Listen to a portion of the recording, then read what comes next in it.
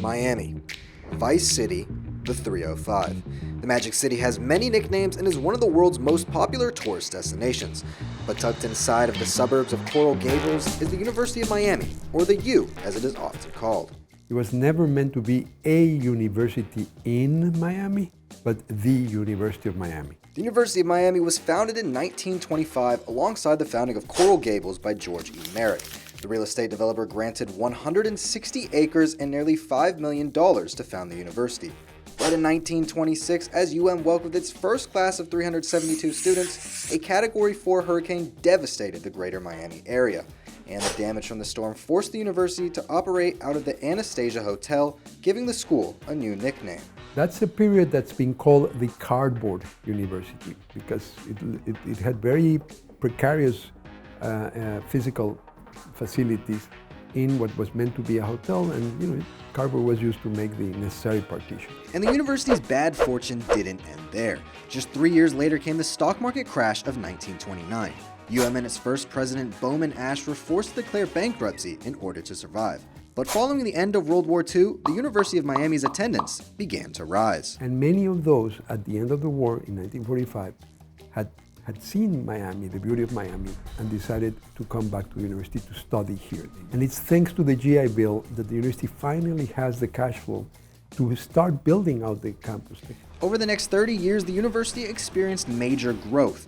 Under Miami's second president, J.F.W. Pearson, total enrollment increased from 10,000 to 14,000.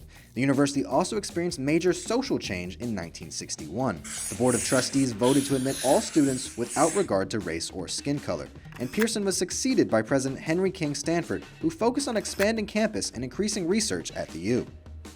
And while the university grew significantly in the mid-20th century, it wasn't until 1981, when Edward T. Foote took over the presidency, that the University of Miami saw its biggest change yet, a change of reputation.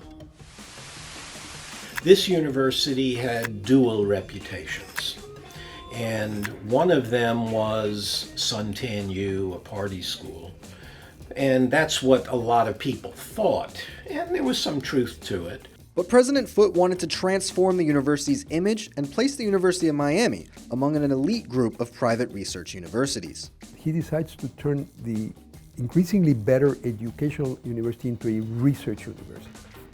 That meant sacrificing short-term some revenue from tuition because it meant reducing the size of incoming classes, becoming selective on admissions. The phrase that was used a lot was, "We want to become the Harvard of the South."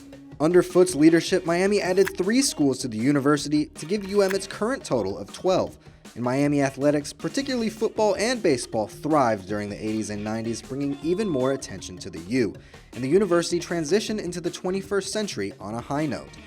Under Miami's leadership of former President Donna Shalala and current President Julio Frank, UM has gained a prestigious membership as one of the 69 schools in the Association of American Universities. And as the University of Miami heads towards its centennial celebration in 2025, the future looks bright. We now have a thriving university, healthy financially, sustainable, building a culture of belonging, recognized among one of the top 3% of research universities in the country, ready to continue to ascend as it enters its second century. Ryan Marshall, UMTV.